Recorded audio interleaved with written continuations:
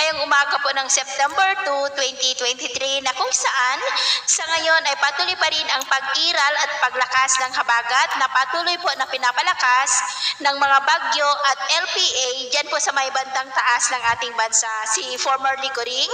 ay tuluyan na po na nakalayo dito sa atin. Samantala si Bagyong Hana naman ay nagbabanta na mag-stationary o magtatagal pabalik po dyan sa may southern part ng Taiwan mula Lunes hanggang Huwebes na posibleng magdulot ng maulan na panahon na minsan ay may mga pagbugso ng hangin dyan po sa may extreme northern Luzon, lalo na po sa may Batanes. At ang LPA naman at si Bagyong Kirogi sa labas ng ating PAR ay hindi naman po banta sa ating bansa maliban sa patuloy nilang hinahatak ang habagat. At dahil dyan, malakas na bugso ng habagat ang ating paghandaan hanggang next week po. At sa atin naman pong long range forecast ay wala naman pong bagyo pa na nakikita na tatawid sa malaking bahagi ng ating bansa, pero posible pa rin ang pamumuo ng mga sama ng panahon sa susunod na mga araw at ang development pa rin ng mga ito ang patuloy po natin nababantayan. At sa lagay ng ating panahon ngayong madaling araw ay generally fair weather po sa malaking bahagi ng ating bansa, pero dahil sa habagat ay may mga pag-uulan sa ilang bahagi ng extreme northern Luzon, Ilocos Region, Central Luzon, Metro Manila,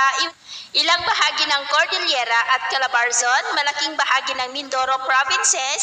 at ilang bahagi po ng Western Visayas at Sulu Archipelago. At mamaya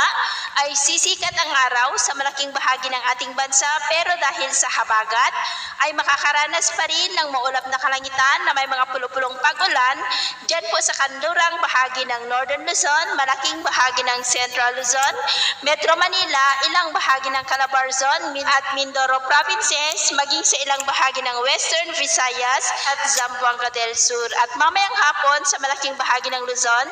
ay mataas muli ang tsansa ng maulap na kalangitan na may mga pulupulong pag-ulan sa ilang bahagi ng Western Visayas, Zamboanga Peninsula at Northern Mindanao. Kaya mag-ingat po tayo dahil posible pa rin